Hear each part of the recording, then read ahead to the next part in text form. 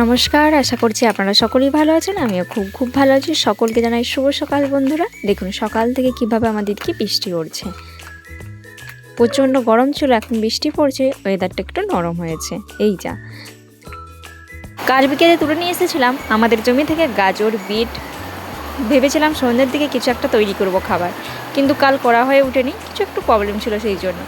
তো চলুন, এত মাটিটা শক্ত হয়ে আছে দেখুন, এখনও গাজর উঠছে না, আর এখনও বৃষ্টি হচ্ছে। ঠিক আছে, আমি এটা কালকের ভিডিও করা ছিল, আপনাদের সাথে আমি এখন শেয়ার করছি। আর এদিকে দেখুন বাপি এখানে গাজরটাকে কুড়ে নিচ্ছে, ভালো করে যা লাগবে সমস্ত কিছু জোগাড় করে নিচ্ছি। আর এখানে আলু সিদ্ধ করতে দিয়ে দিয়েছি আমি, পেঁয়াজ কেটে নিচ্ছে বাপি। কিন্তু এখনও প্রচণ্ড বৃষ্টি হচ্ছে, আপনারা কিন্তু আওয়াজটা শুনলেই বুঝতে পারবেন না, প্রচুর পরিমাণে বৃষ্টি হচ্ছে, বৃষ্টি থামছেই না। এই গাজর, বিট, আদা আর সমস্ত কিছু যা লাগবে রেডি করা হয়ে গেছে। আর এখানে পুরটাও রেডি করা হয়ে গেছে। কি হচ্ছে বলুন তো বন্ধুরা, চলুন। এই দেখুন, আজ হচ্ছে ভেজিটেবিল ডিমের চপ, আর একটু ওই চিকেন পকোড়া হবে, যেহেতু বৃষ্টি বাদলের দিন একটু খেতে ইচ্ছা করেছে, সেই জন্য এখানে বাপি এখন চিকেন পকোড়াটা রেডি করে নিচ্ছে।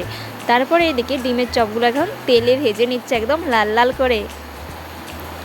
বৃষ্টি বাদলের দিনে মুখরোচক জিনিস খেতে কার কার ভালো লাগে বলুন তো, আমাকে কমেন্ট বক্সে কমেন্ট করে কিন্তু অবশ্যই জানাবেন।